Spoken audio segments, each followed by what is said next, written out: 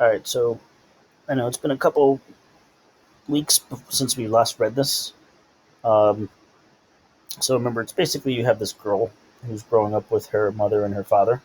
Her mother is pregnant, um, and the father is and the mother are trying to run a farm, but things are not going well for them because they live in the Dust Bowl. And this is the 1930s, right when they were going through some of the worst times ever in American history in terms of farming. So the last chapter was basically the girl wakes up late at night because she hears a noise. She goes outside, and basically a dust storm is basically like crushing the crops. All right, so this is the next chapter. It's tested by dust. While we sat taking our 6 weeks test, the wind rose and the sand blew right through the cracks in the schoolhouse wall, right through the gaps around the window glass. And by the time the tests were done, each and every one of us was coughing pretty good and well, and we all needed a bath. Right, so it's kind of crazy, right? So the dust storms are so bad that like literally the dust gets inside the classroom. These kids are like covered in dust. I hope we get bonus points for testing in a dust storm. All right, next chapter. Banks. Ma says everything we lost when the banks closed because they didn't have enough cash to go around, all that money that's ours is coming back to us in full. Good. Now we have money for a doctor when the baby comes. Something to kind of realize too, like back in the day, um, banks didn't have any government support. So basically, if you put your money in a bank and the bank ran out of money, then you lost your money. So it's kind of like crazy that that's the way things work now. Back then, nowadays the government backs banks up to $100,000. So if you put more than $100,000 in the bank and the bank closes, you can't get all that money that you had in there back. You can only get up to $100,000. But back in the day, if you had your money in a bank and the bank like closed because things went bad, you were basically out of your money. But during this time period, the president basically put these things into place to say like, no, we're going to give people back their money if they lost it. All right, wheat. County Agent Dewey had some pretty bad news. 1/4 of the wheat is lost. That's right, 1/4, right? 1/4. Blown away or withered up. What remains is little more than a wisp of what it should be. And every day that we have no rain, more wheat dies. County Agent Dewey says soon there won't be enough wheat for seed to plant next fall. The piano is some comfort in all of this.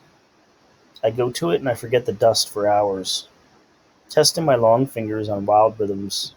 But Ma slams around in the kitchen when I play, and after a while she sends me to the store. Joe Delafleur doesn't see me passing by. He rides his fences dazed by dust. I wince at the sight of his rib-thin cattle, but he's not even seeing them. I look at Joe and know that our future is drying up and blowing away with the dust. Right, so again, this is kind of again showing you how like tough times are for these people. Right, so you have the crops are all dying. A quarter of them are dying on on her farm. Then you also have here where you talk about the guys who's raising cattle. Cattle are cows, and the cows are all thin, like bony. Can you guys see the size of the words on your screen, or should I make it a bigger? Is that big enough, or is that too small? You can see it. How about everybody else? Is that small, or is that fine size? I don't want to make it too small or too big or whatever. It's good, mister. All right, just want to double check, make sure. All right, cool. All right, next chapter, give up on wheat.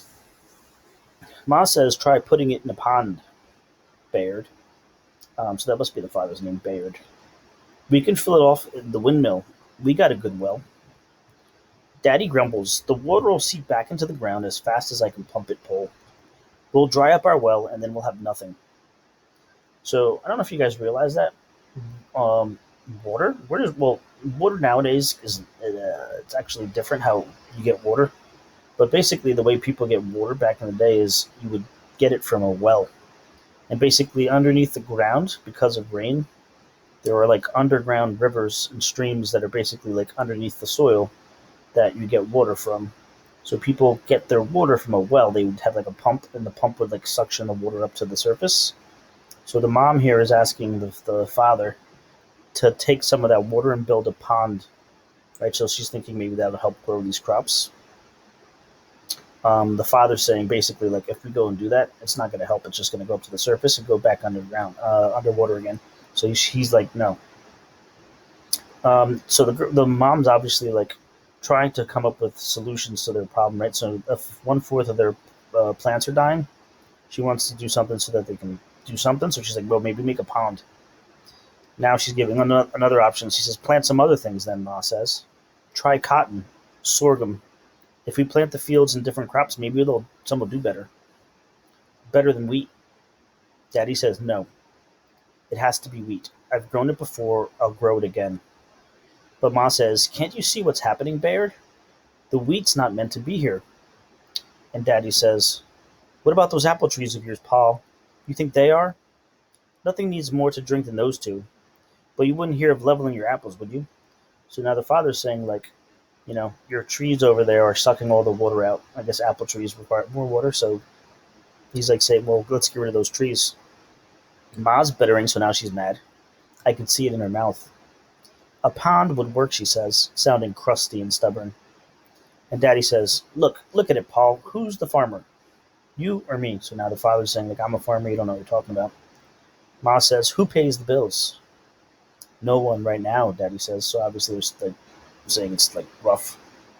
Ma starts to quaking, but she won't let Daddy see. So like Mom's getting like agitated and like shaking. Instead, she goes out to the chickens, and her anger, simmering over like a pot in an empty kitchen, boils itself down doing chores. So the mom's like trying to calm herself down by like keeping busy. All right, what I don't know. My teacher, Miss Freeland, is singing at the shrine along with famous opera stars from all around the country in a play called Madame Butterfly. I've never heard of that play. Most everybody's heard of Madame Butterfly, Mad Dog says. How does that singing plowboy know something that I don't? And how much is out there most everyone else has heard of it except for me? Right, so now this girl's just basically thinking like she doesn't know a lot about the world. Apple blossoms. Ma's been nursing these two trees for as long as I can remember. So she's talking about the apple trees. In spite of the dust, in spite of the drought, because of Ma's stubborn care, these trees are thick with blossoms, delicate and pinky white. My eyes can't get enough of the sight of them. I stand under the trees and let the petals fall into my hair. A blizzard of sweet-smelling flowers dropped from the boughs of the two places there in the front yard by Ma before I was born, that she and they might bring forth fruit into our home together. So she's kind of like mesmerized by like this beautiful apple tree. That the only reason that the tree's there is because the mom's taking great care of it. All right, and this is the last chapter we're gonna look at today. World War. Daddy was just 17 when he fought in the Great War off in France. There's not much he's willing to say about those days except about the poppies. He remembers the poppies red on the graves of the dead. So poppies are a type of plant. Daddy says that war tore France up, worse than a tornado, worse than a dust storm. But no matter, the wild poppies bloomed in the trail of the fighting, brightening the French countryside. I wish I could see poppies growing out of this dust.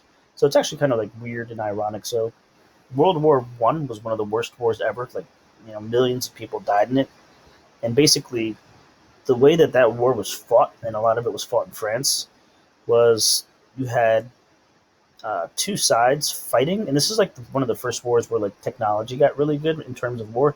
Like back in the day, people would stand in front of each other and just shoot each other. Like that was like how war was done. Or they would just like go at each other like with swords or whatever. But during World War One, this is basically when like artillery was created, like really high functioning artillery. So people realized like, oh, they got machine guns and artillery. If I go and stand in front of them, they're just going to kill all of us.